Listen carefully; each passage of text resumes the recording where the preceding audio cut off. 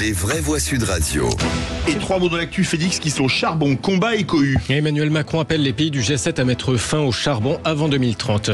Les combats ont repris entre Israël et le Hamas après 7 jours de trêve. Et puis, la présidente de l'Assemblée nationale tape au portefeuille le député LFI Ugo Bernalicis, sanction financière après une scène de cohue hier soir en commission des lois.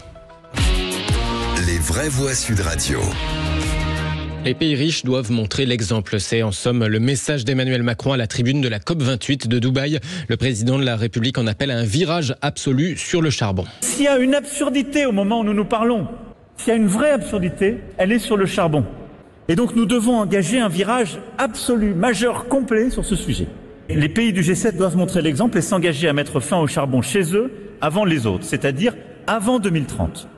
La France tiendra son engagement de sortir complètement et de fermer toutes ses centrales d'ici à 2027, c'est-à-dire sous le mandat qui est le mien. Je ne promets pas pour la suite. Emmanuel Macron tout à l'heure à la tribune de la COP28 à Dubaï. Peut-être une réaction. Une réaction sur le charbon. Je trouve ça un peu particulier de faire un procès d'abord aux pays du G7, puisqu'à mon avis, c'est pas eux qui représentent le plus grand risque pour le climat à l'avenir. Et on remarque à la lueur de ce qui se passe à cette COP28 qu'il y a de plus en plus une coïncidence entre les luttes environnementales et une certaine accusation de l'Occident. Oui. Voilà ce que je dirais. Oui, enfin, moi, je pense que ça aurait été intéressant de le dire à l'Allemagne dans le cadre des relations au sein de l'Union européenne, plutôt que d'aller enquiquiner, je sais pas, l'Australie ou je sais pas qui. Maintenant, c'est vrai que c'est un problème, mais franchement, ça fait des années qu'on se fait avoir avec cette histoire en Europe, donc bon. C'est juste. Allez, deuxième mot, combat. La trêve en Israël, entre Israël et le Hamas a pris fin ce matin. L'armée israélienne dit avoir frappé plus de 200 cibles terroristes à Gaza. Elon Levy, porte-parole du gouvernement israélien, accuse le Hamas d'avoir empêché une prolongation de la trêve. Having chosen to hold on to our women, Hamas will now take the mother of all. Ayant choisi de garder nos femmes, le Hamas va maintenant recevoir la pire des raclées, dit-il. L'État d'Israël, son gouvernement, son armée et sa société sont déterminés à atteindre les deux objectifs de cette guerre lancée par le Hamas le 7 octobre. Libérer tous les otages, puis éliminer le Hamas afin que la bande de Gaza ne puisse plus jamais constituer une menace pour la population d'Israël. Voilà pour le porte-parole du gouvernement israélien. L'armée, de son côté, affirme avoir touché des zones piégées par des explosifs, des tunnels utilisés à des fins terroristes, des rampes de lancement de roquettes, des centres de commandement des opérations du Hamas. De son côté, le ministère de la Santé du Hamas fait état de plus de 100 morts dans les bombardements israéliens. De leur côté, les États-Unis disent continuer à travailler avec Israël, avec l'Égypte et le Qatar sur les moyens de prolonger la trêve humanitaire à Gaza. C'est ce qu'indique un porte-parole du Conseil de sécurité nationale de la Maison-Blanche. Un mot, Philippe Bilger. J'ai l'impression qu'Israël a recommencer parce qu'ils avaient probablement l'impression d'une forme d'enlisement, peut-être au bénéfice du Hamas, paradoxalement, et donc ils repartent de plus belle. Philippe, en résumé la situation. Oui, bon voilà. Troisième mot, cohue, Philippe.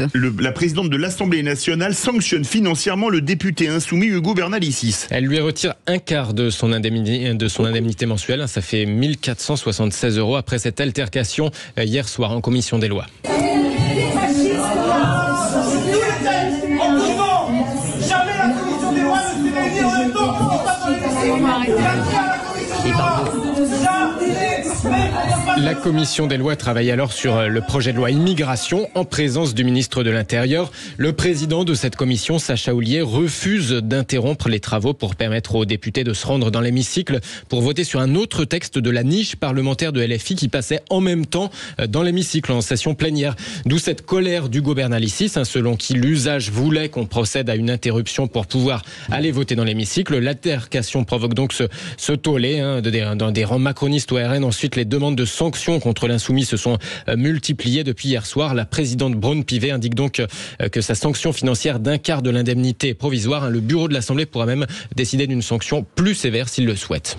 Si même les députés LFI acceptables, lui en matière judiciaire, il s'y connaît un peu, sont sanctionnés, il va plus rester grand monde. Ouais, mais en même temps, je ne sais pas de quoi il retourne, mais ça paraît pas très fair-play, si vous voulez, de conserver, de garder les gens en commission commission des lois en les empêchant d'aller voter à ce moment-là. Ça paraît. Alors peut-être que sur la forme, Hugo Bernalicis a charrié, mais si vous voulez, il y a quand même un peu quelque chose qui est injuste et qui ne va pas dans cette façon de faire. Mickaël Sadoun, parce qu'après on va dire ils n'ont pas voté, évidemment ils étaient en commission. Moi je suis d'accord, mais simplement je note que cette injustice s'applique à tous les députés et qu'ils n'ont pas tous réagi de cette manière. Donc une fois de plus, c'est LFI qui s'illustre. Ils ont tous été sanctionnés. Une mauvaise manière. Non, mais le fait d'être empêché d'aller en séance plénière pour voter s'applique à tous les députés. Ils n'ont pas tous réagi de la même manière. C'était la niche et puis c'était la niche parlementaire de LFI quand même. Jean-Marc, on le voit, il est debout. Certains l'ont reproché. Pour une fois que je peux défendre un peu la France Insoumise, Mickaël. Dans ce cas-là, je vous laisse y aller. Laissez-moi. Non, allez-y, on y va les amis, parce qu'on va être en retard.